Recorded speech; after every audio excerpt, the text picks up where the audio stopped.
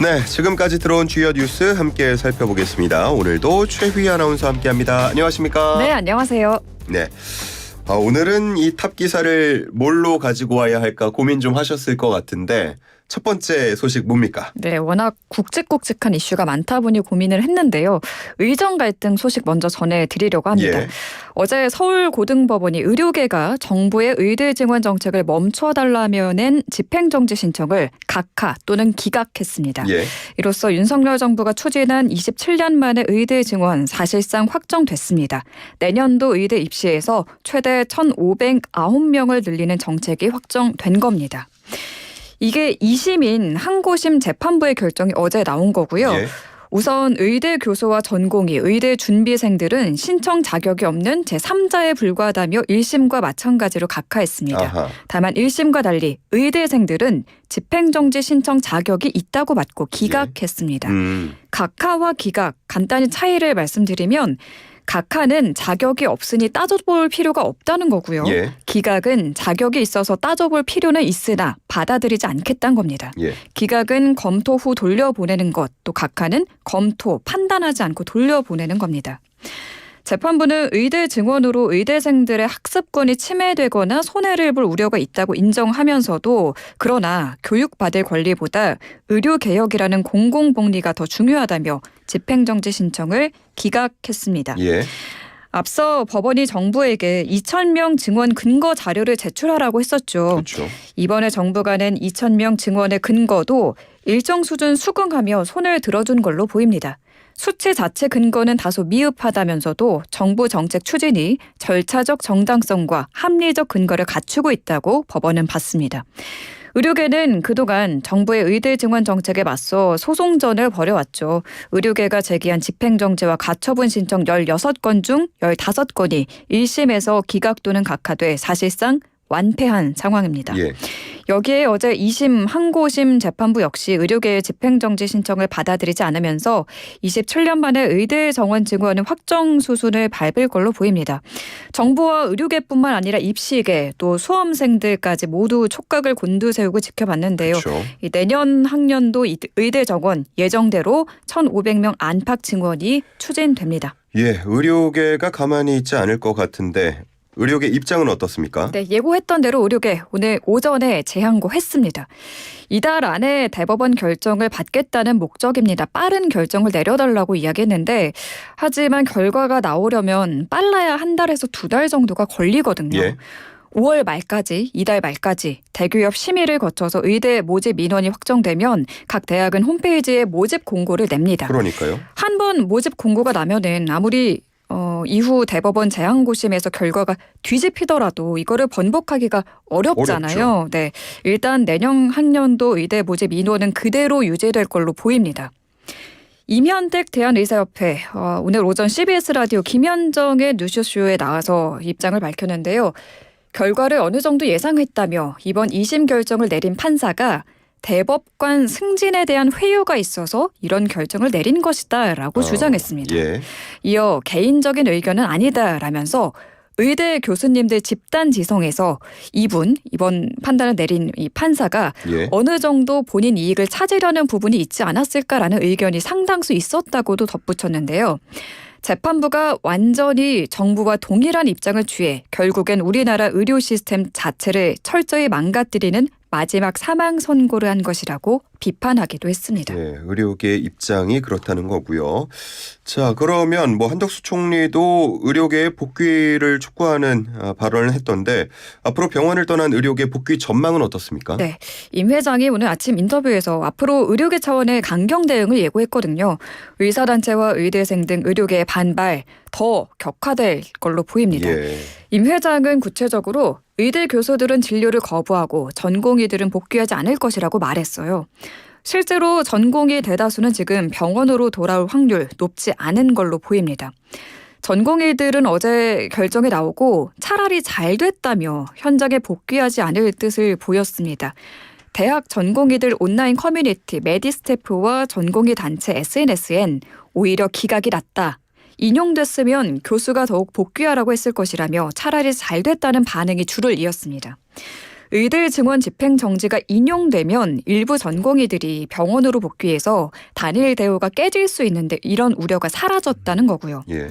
앞서 의대생들도 법원 결정과 상관없이 복귀하지 않겠다는 뜻을 밝힌 바가 있습니다. 집단 유급이 현실화할 가능성이 커진 상황이고요. 전국 의대 교수 비상대책위는 다음 주 목요일 총회를 열어서 대응 방안을 결정하겠다고 합니다. 그러니까 27년 만에 추진되는 정부의 의대 증원 정책 큰 산 넘었지만 의정 갈등은 앞으로 더 센 강도로 장기화될 거란 전망이 나오고 있습니다. 예, 이게 이런 식이면은 뭐 언제 어떤 결정이 나와야 끝이 날지 좀 고민이 됩니다. 네. 정부 입장 어떻습니까?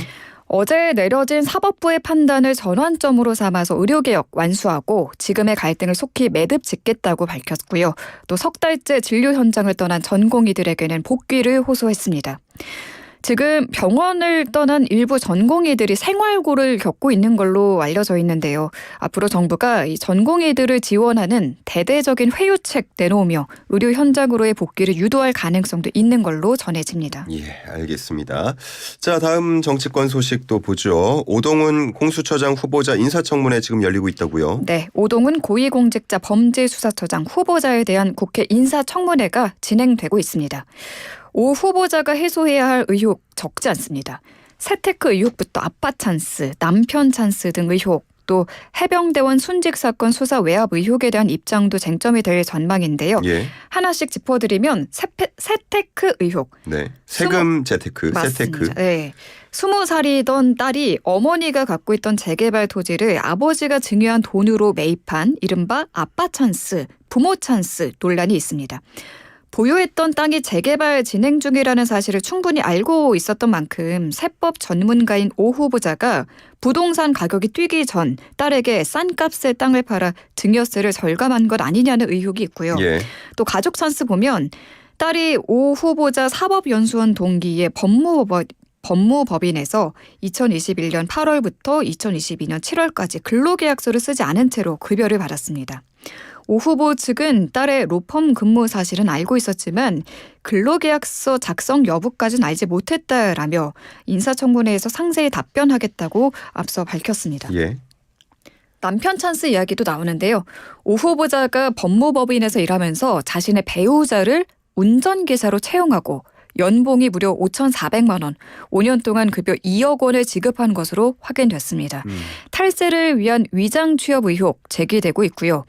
오 후보자 측은 이런 의혹들에 대해서 국민 눈높이에 맞지 않는다는 점에서 송구하게 생각한다고 밝힌 바 있습니다. 네, 이에 대한 정치권 반응은 어떻습니까? 네, 윤석열 대통령의 첫 공수처장 후보 지명인 데다 공수처가 최상병 사건 수사 외압 의혹을 수사하는 주체이지 않습니까? 그런 만큼 특히 민주당이 송곳 검증을 예고했는데요.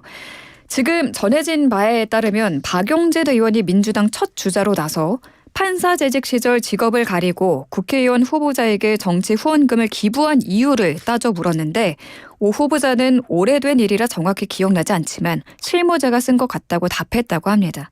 또 최상병 사건 수사 의지가 확실히 있는지 여부도 질의하고 있는 걸로 전해집니다. 반면 국민의힘은 오 후보자를 두고 소위 선을 넘는 문제는 없다는 입장입니다. 예. 뭐 인사청문회 또 정리가 어느 정도 되면 기사들이 많이 나올 거니까요. 저희가 또 전해드리도록 하겠습니다. 네.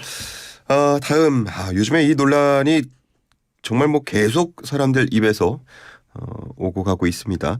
트로트 가수 김호중 씨 논란인데 이게 갈수록 파헤칠수록 더 커지는 양상이에요. 네, 일파만파 커지고 있습니다. 예. 교통사고를 내고 달아난 혐의를 받는 가수 김호중 씨. 음주운전하지 않았다 의혹 거듭 부인하고 있고요. 경찰은 김호중 소속사와 자택 등에서 자료 확보를 위한 압수수색에 나섰습니다. 음주 측정을 피하려 한 정황과 또 차량 블랙박스 메모리 카드도 사라진 상태라 수사에 난항을 겪고 있기 때문입니다. 소속사는 오늘 김호중은 유흥주점에 지인에게 인사차 들렀을 뿐이고 음주는 하지 않았다라는 걸 다시 한번 밝혔는데요. 어제 채널A가 김호중이 유흥주점에서 나와 휘청거리며 대리기사가 운전하는 차량에 탑승했다는 의혹을 CCTV 영상과 함께 보도를 했거든요. 예. 이에 반박을 한 겁니다. 예. 해당 영상을 보면 김호중이 한 골목길에서 통화를 하는 모습이 담겼습니다. 소속사가 사고 당시 김호중에게 공황이 심하게 왔다고 해명한 것과는 다소 거리가 먼 모습으로 김 씨가 골목길을 서성이며 통화하는 장면이라 지금 논란이 일고 있습니다. 예. 의혹 정리해드리면 먼저 김호중 씨가 택시와 접촉사고를 낸 뒤 달아난 부분인데요. 사고 직후 매니저가 경찰서에 가서 자신이 운전자라고 거짓 자수를 했습니다. 그 뒤 수차례 경찰이 김호중 씨에게 연락을 취했으나 김 씨가 받지 않았고요.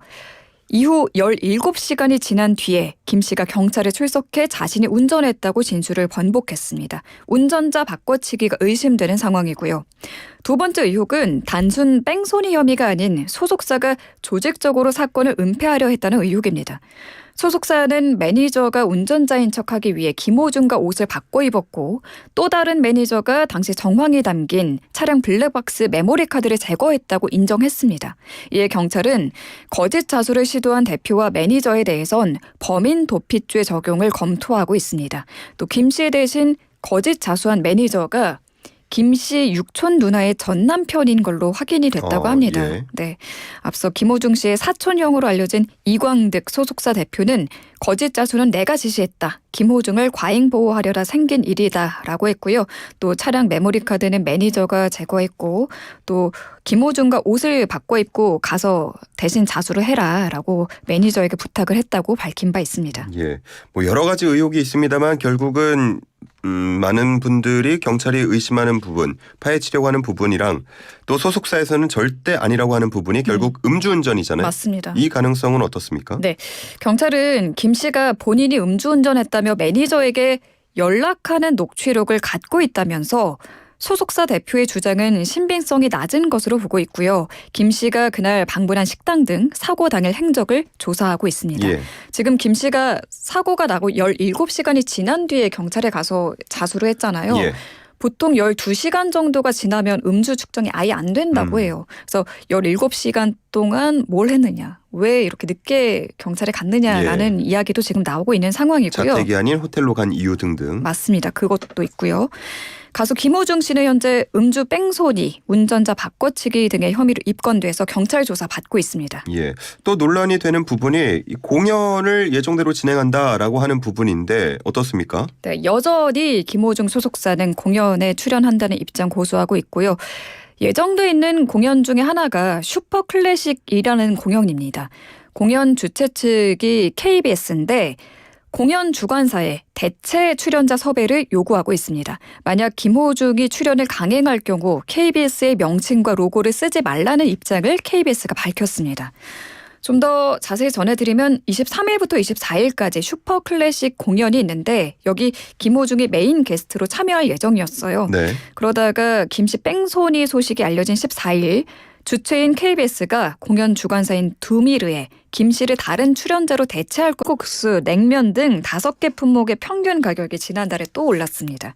만만하게 찾던 서민 대표 음식들이었는데 또 올라서 참 씁쓸합니다. 제가 어제 김밥 먹으러 갔더니 한 줄에 6,000원이더라고요. 이제 정말 놀랍지도 않은 수준이에요. 못 써먹었습니다. 기본- 그래서. 제가 한번 사드릴게요. 예, 네. 고맙습니다. 얼마나 올랐냐면 예. 한국소비자원 가격정보종합포털 참가격에 따르면 김밥 가격이 3,323원에서 3,362원으로 올랐습니다. 지난달 서울 김밥 가격이 2년 전보다 15.6%, 1년 전보다는 7.7%나 올랐습니다. 김밥 가격이 2022년 8월 처음 3,000원을 넘긴 뒤 작년 1월 3,100원, 5월엔 3,200원, 12월엔 3,300원 선을 잇따라 넘었거든요. 예. 최근 김과 가공식품인 맛김 물가가 많이 올랐다고 브리핑 코너에서 여러 차례 전해드렸는데 그래서 앞으로 김밥 가격은 더 오를 전망입니다. 네, 또 자장면 가격, 서울 지역 자장면 가격을 보면 3월에 7,069원이었는데 4월에는 7,146원으로 올랐습니다. 칼국수도 한 그릇 값이 9,115원에서 9,154원으로 올랐고요. 냉면은 이제 12,000원에 육박했습니다. 네, 11,538원에서 11,692원으로 올랐습니다. 예. 평양냉면 좋아하세요? 저 많이 안 먹습니다. 아, 그럼 한 15,000원, 16,000원 한다면서요? 그거, 네, 맞아요. 그건 이제 2만 원을 향해서 가고 있습니다. 예, 뭐 김밥이 3,000 얼마라 그래갖고 지금 비싸다고 기사를 전해주신 건데 어제 제가 실제로 보니까 5,000원대, 6,000원까지 이렇게 그러니까요. 보이고 알고 있어서 네. 참 3,000원이면 감사하다라는 생각도 3,000원이면 이제는 들 정도입니다. 정말. 그냥 부담 없이 사 먹을 텐데 5, 예. 6,000원이니까. 3,000원도 부담이 되긴 합니다. 아 그렇습니다. 그렇죠. 네. 예, 여기까지 듣겠습니다. 최희 아나운서였습니다. 고맙습니다. 네, 고맙습니다.